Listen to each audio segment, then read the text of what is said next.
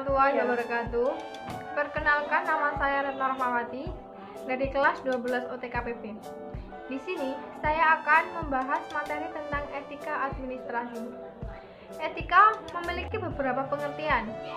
Yang pertama, ilmu tentang apa yang baik dan apa yang buruk, tentang hak dan kewajiban, akhlak atau moral. Yang kedua, kumpulan asas atau nilai yang berkenaan dengan akhlak. Yang ketiga, nilai mengenai benar dan salah yang dianut suatu golongan atau masyarakat.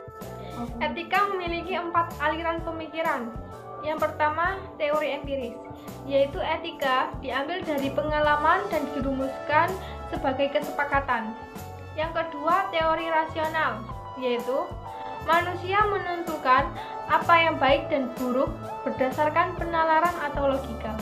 Yang ketiga, teori intuitif, yaitu manusia secara naluri atau otomatis mampu membedakan hal yang baik dan yang buruk.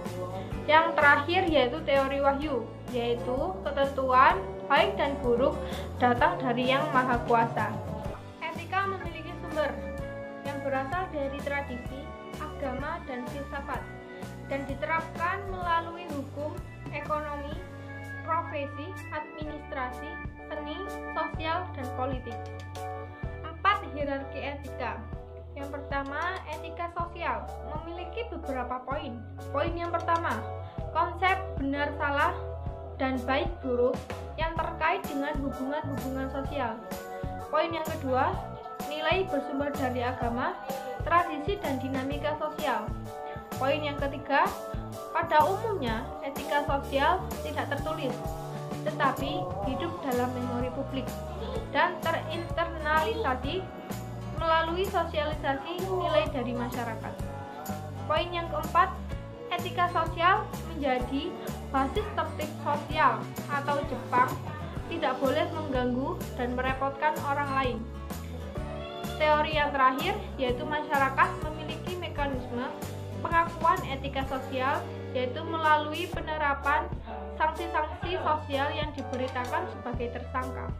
Yang kedua, etika organisasi memiliki beberapa poin. Poin yang pertama yaitu konsep baik buruk dan benar salah yang terkait dengan kehidupan organisasi.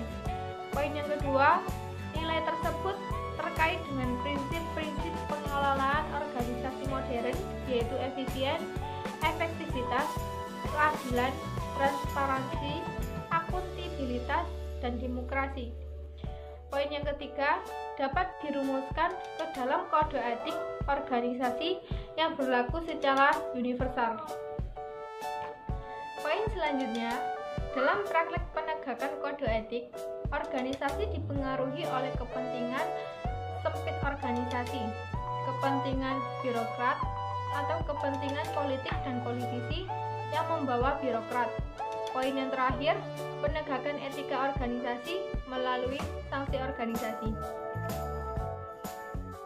Yang ketiga, etika profesi memiliki beberapa poin. Poin yang pertama, nilai benar salah dan baik buruk yang terkait dengan pekerjaan profesional.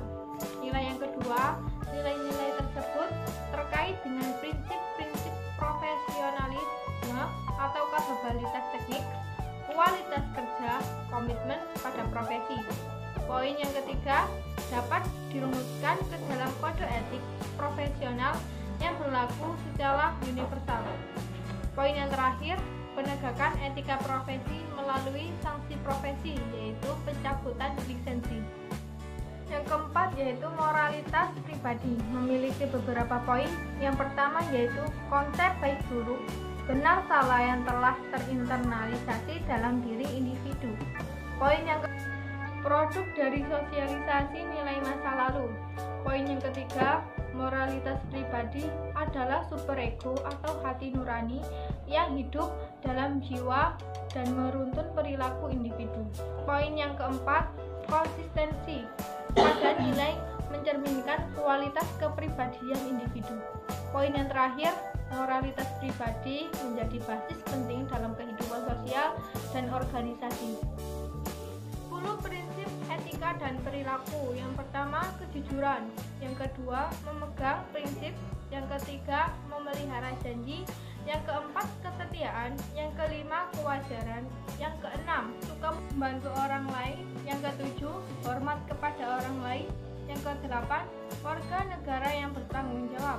Yang kesembilan, mengejar keunggulan. Yang terakhir, 10, dapat dipertanggungjawabkan. Sekian dari saya. Jika ada kesalahan kata, saya mohon maaf. Wassalamualaikum warahmatullahi wabarakatuh.